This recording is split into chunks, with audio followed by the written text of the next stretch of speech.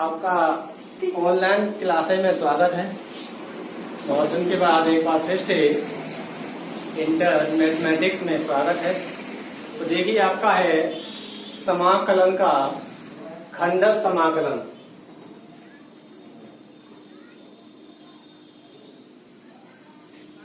खंडस समाकलन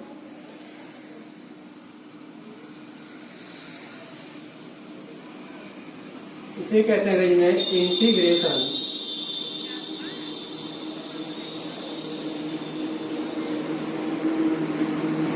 by part.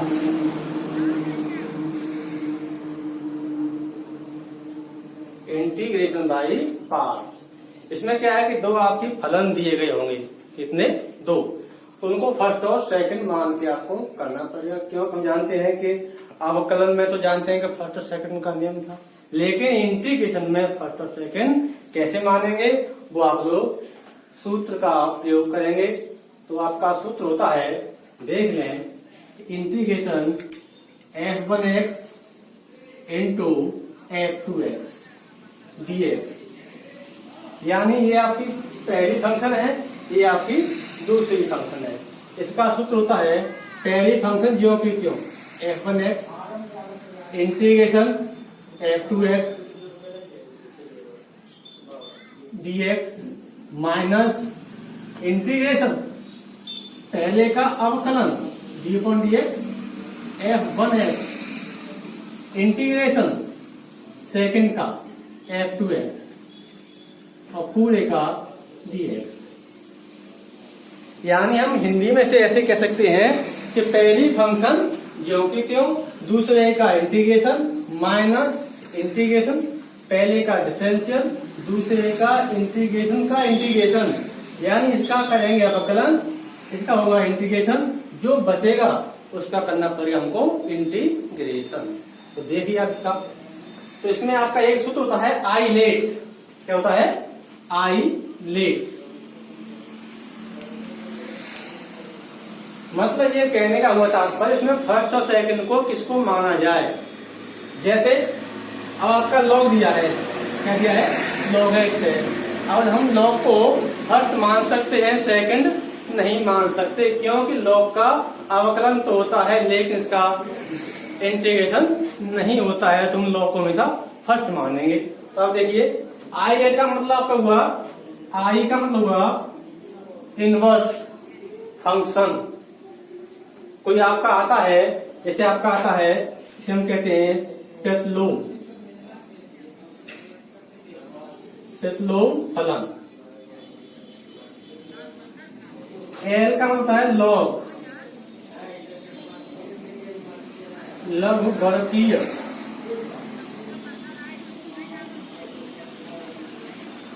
फलन। ए का मतलब है एलजेब्रा, बीजगणितीय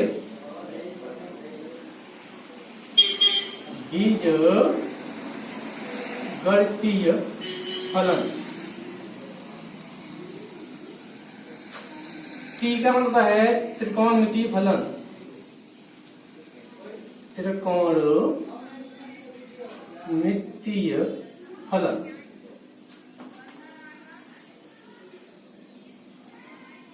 और ई का मतलब है चरघातांकीय,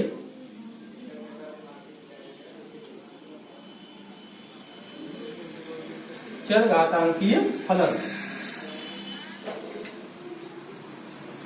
यानी आई लेट का मतलब है, आई का हो गया प्रतिलोम फलन, एल का हो गया लॉगरिथम या लघुगणकीय कहते हैं आप लोग, ए भी हो गया एलजेब्रा या बीजगणितीय फलन हो गया, टी होता है त्रिकोणमितीय फलन और ई होता है चरघातांकीय फलन। यदि आपके आते हैं तो इनको हमेशा फर्स्ट ही मानना पड़ेगा। क्या मानना पड़ेगा? फर्स्ट फंक्शन मानना पड़ेगा। जैसे आपका ये आपका आ जाता है x log x, तो यहाँ आपका log भी आपका है, तो log में आपके है x क्या आपका, ये आपका बीजगणितीय आ गया है, लेकिन log का ध्यान दिया जाए, इसको फर्स्ट मानना पड़ेगा, क्योंकि फर्स्ट का क्या होता है हमारे यहाँ? अवकलन होता है। क्या होता है फर्स्ट का? अवकलन।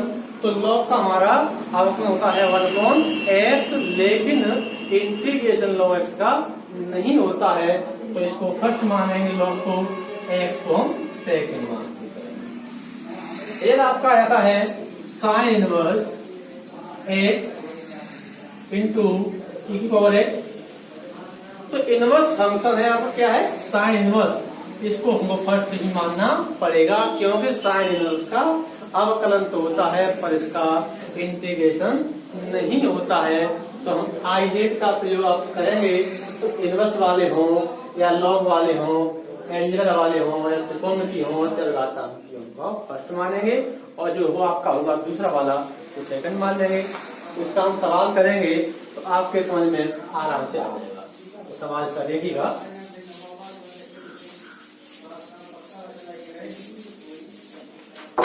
इसका सवाल आप देखिए, पहला है integral x sin x dx। x sin x है, एक हम x को फर्स्ट मान लें और sin को सेकंड मान लें, तो इसे हम फर्स्ट मान लिया, ये हमने सेकंड मान लिया।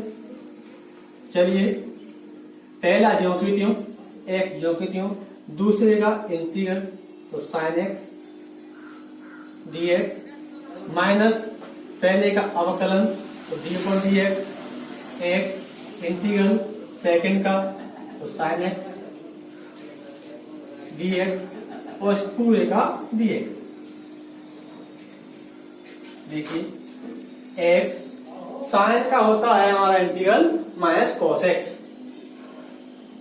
cos x आ गया, माइनस का इंटीग्रल, पहले क्या है अवकलन, x का हो गया 1, अब क्या है साइन x का इंटीग्रल, क्या हो गया माइनस cos x, या कथन हो गया cos x dx, माइनस का x cos x, और cos का होता है इंटीग्रल sin x,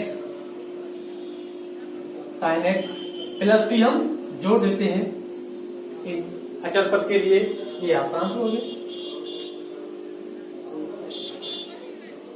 यदि हम इसमें x को सेकंड मान लेते और sin x को फर्स्ट मानते तो आपका क्या होता है, यहाँ आपका क्या आता sin x आता, यहाँ क्या आता x आता, तो इसका हमारा जो इंटीग्रल है वो बढ़ता जाता, क्योंकि हमारा हो जाता x²2 हो जाता।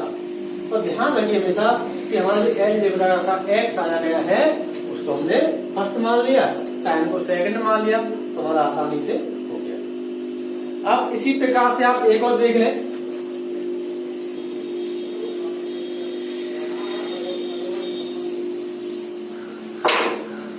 अगला आपका है कि x log x dx, इसमें log आपका आ गया है तो log को मान लेंगे फर्स्ट, x को मान लिया सेकंड। इसका देखिए सॉल्यूशन क्या होता है, पहला ज्यों की त्यों यानी आपका log x ज्यों की त्यों, दूसरे का इंटीग्रल x dx माइनस पहले का अवकलन तो d/dx log x, और दूसरे का इंटीग्रल x dx और फिर पूरे का dx। log x ज्यों की त्यों, x का होता है इंटीग्रल x² माइनस इंटीग्रल चिन्ह आपका रहेगा, log का अवकलन 1/x हो गया इंटू x का इंटीग्रल x² होता है dx।